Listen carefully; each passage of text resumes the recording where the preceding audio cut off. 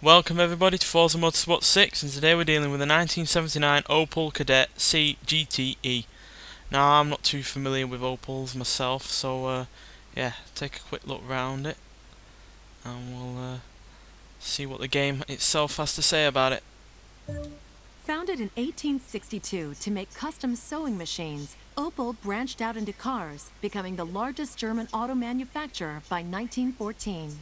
General Motors purchased Opel in 1931, and it quickly became Europe's top car plant.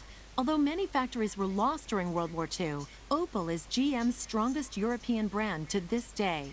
Opel is mainly known for making affordable, reliable cars. On Top Gear, Richard Hammond drove an Opel Kadett through Botswana and loved the car so much he named it Oliver and shipped it home. The 1968 Opel GT shows the other end of the spectrum, with a futuristic look over Kadett internals. In 2007, the Opel GT was brought back as a roadster, sharing the same platform as the Pontiac Solstice. Opel has also fielded touring cars, with competition in DTM and an International Touring Car Championship. In 1982, Walter Roll won the Drivers' World Rally Championship for Opel. So yeah, that's some of the history in the back of this car. It was also, this Kadett itself, the model, was meant to compete against the VW Beetle in terms of economy cars. Not this actual brand, this actual version, because this is the uprated sporty version, but the base 1 litre model with a grand total of 39 horsepower was the economy version of this car, and that's what was going up against the Beetle. But we're dealing with this one, and this one doesn't have 39 horsepower, it has a whole lot more than that, so let's take a look at the engine. So yeah, it's got a 2 litre inline 4 engine, and it's got 114 horsepower and 119 foot-pounds of torque. So yeah, that's pretty decent for 1979, especially from a car that is has quite a small engine and has no turbocharger or supercharger attached to it. So yeah, that's pretty decent. And yeah, since it weighs only 2,028 pounds, it's also pretty decent as well in terms of acceleration, despite that lack of power. Sizable boot, and yeah, there's not many cars to compare this to in this game because it isn't a hatchback. It's in an era when not many cars were this kind of style in terms of bodywork, and yeah, it's quite small, as you can see. Really not much interior room at all, but it's spacious nonetheless. Sure as hell will do the job, I'm sure. Right, so let's take this onto the track and see how it does. Right, we're at Sebring International Raceway Club Circuit. We'll take it around on the first lap and talk through it on the second lap.